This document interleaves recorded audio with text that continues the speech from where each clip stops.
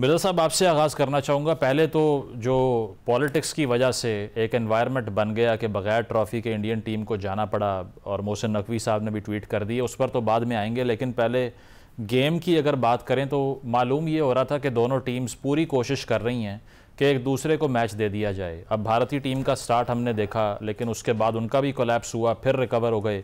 Pakistani team के पास 9 wickets हाथ में थी आखिरी 10 ओवर में। एक हिस्टोरिक कह सकते हैं कि कोलैप्स हुआ उनका, 33 रन पे 8 खिलाड़ी आउट हो गए। तो किसको ज़िम्मेदार ठहराते हैं आप? जब कल 8 बैट्समैन हमारे डबल फिगर में दाखिल नहीं होंगे तो हम तो शायद दुनिया की किसी टीम से मैच ना जीत पाएं। ये तो फिर भारत था और फाइनल था। पाकिस्तान जो पहला मैच 7 विकेटों से हारा, उस वक्त जो है वो एंडी पाइक्राफ्ट और हाथ मिलाने का मामला आ गया, लोगों की अटेंशन डाइवर्ट हो गई। दूसरा मैच पाकिस्तान 6 विकेटों से हारा, उसमें हारिस रऊफ के जहाज गिराने का मामला और सेलिब्रेशन साफदार फरहान की वो आ गई।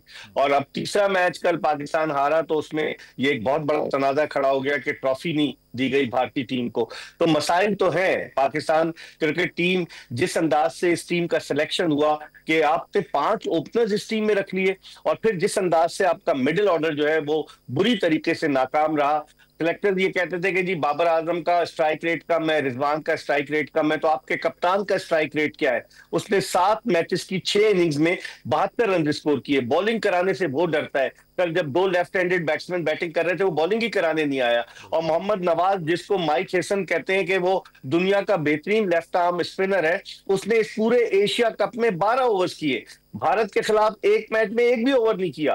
कल के मैच में उसने 1 ओवर किया, 6 रन दिए। तो कप्तानी का एक तो मामला, टीम का सिलेक्शन, बहुत सारी चीजें जो है वो पाकिस्तान की इस मायूस कुन कारकर्दगी की जिम्मेदार है। और इसके साथ साथ मिर्ज़ा साहब, अगर सलमान आगा की बैटिंग की हम बात कर लें, गालिबा 115 या 17 का स्ट्राइक रेट रहा उनका, 40-50 रन से वो ऊपर जा नहीं सके।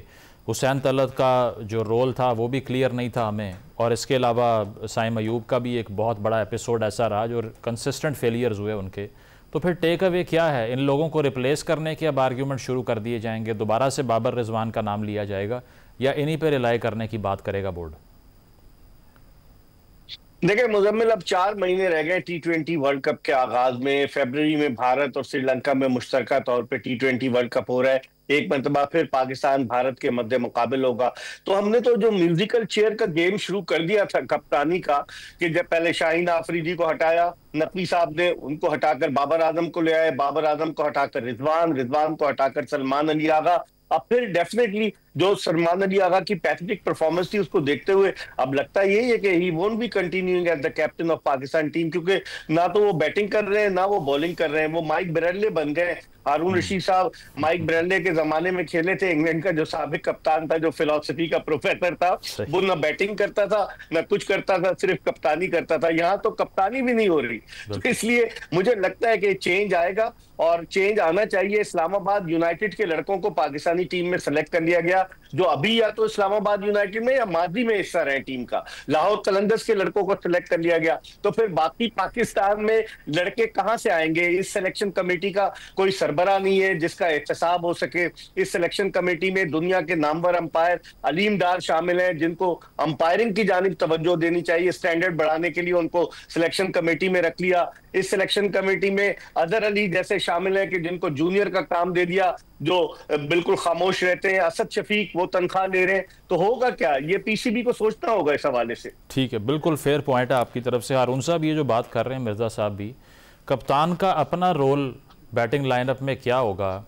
इसमें हमने देख लिया कि वो जब भी बैटिंग करने के लिए आए स्ट्रगल किया उन्होंने, क्योंकि जो मोमेंटम उनको मिलता है जो साहिबजादा फरहान की तरफ से या फ़खर की तरफ से, उसको वो कंटिन्यू कर नहीं पाए, नंबर 1। नंबर 2 का लेफ्ट हैंडर्स जो इंडिया की तरफ से बैटिंग कर रहे थे, इस वजह से नवाज़ को आप लेकर ही नहीं आए। तो ये चीज़ कैसे इतना हमने ये बिल्कुल इंटरनलाइज कर ली है कि नहीं, लेफ्ट आर्म स्पिनर जो है वो बॉल ही नहीं करेगा लेफ्टी को। और साथ ये कि बजाते ख़ुद भी वो ओवर नहीं करने के लिए आए। तो क्या उनकी तरफ से जो फैसले थे सारे, कोई मंतिक, कोई रैशनैलिटी नज़र आई आपको कल जो फैसले किए हैं उन्होंने? देखिए जी, कोई भी नजर नहीं आई। आई थिंक मिर्जा इकबाल बेग ने जो इतनी ज्यादा आपको डिटेल में जो इन्फॉर्मेशन दी, आई थिंक बहुत वैलिड इन्फॉर्मेशन है। लेकिन मैं इसमें थोड़ा सा ये ऐड कर दूंगा कि मुझे ये बताएं कि जब भी आप कभी किसी स्क्वाड को चुनते हैं, और खास तौर पर कैप्टन को, तो जब भी आप प्लेइंग 11 बनाएंगे ना, तो सबसे पहले नाम कैप्टन का आएगा, वो ऑटोमेटिक चॉइस होती है।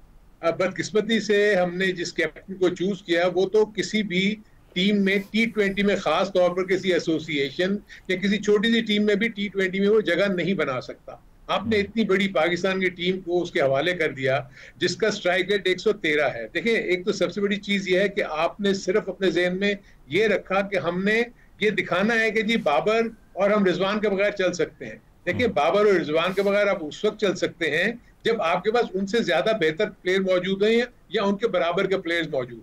देखिए ना, अगर विराट कोहली और रोहित शर्मा नहीं है तो उनके पास तिलक वर्मा है, उनके पास अभिषेक है, इसके अलावा जायसवाल उनके बाहर बैठे हुए हैं जो स्क्वाड में नहीं है। So you know the backup जो इशू है हमारे यहाँ सबसे बड़ा ये है कि यहाँ तो पहले आप बैकअप उस तरह का क्वालिटी का तैयार कर लें और उसके बाद आप लोगों को चेंज करें।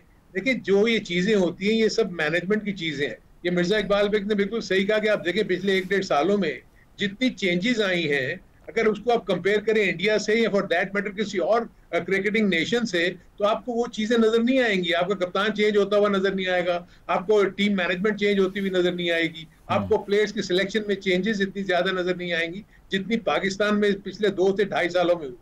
अब अगर दूसरी तरफ देखें तो अगर राहुल द्रविड़ इंडिया का इंचार्ज है तो उसके बाद वो हैंड ओवर करता है ये गंभीर को, तो वही स्क्वाड लेके वो तो लेके चलते हैं और उनकी वो टेन्योर 3-3 साल या 4 साल वो पूरा करते हैं। इस वक्त इंग्लैंड के जो कोच है वो साथ लेके चल रहे हैं 2 साल से, जो ऑस्ट्रेलिया के कोच है वो 3 साल से इकट्ठे हैं। सो एक जब तक आपका कॉम्बिनेशन इकट्ठा नहीं काम करेगा और कंटिन्यूड बेसिस के ऊपर काम नहीं करे तो आप रिजल्ट नहीं आ सकते। तो इसलिए ये हैफेजेड वे में आप चीजें करते हैं, उसके बाद आप फिर रिजल्ट्स की एक्सपेक्ट करते हैं।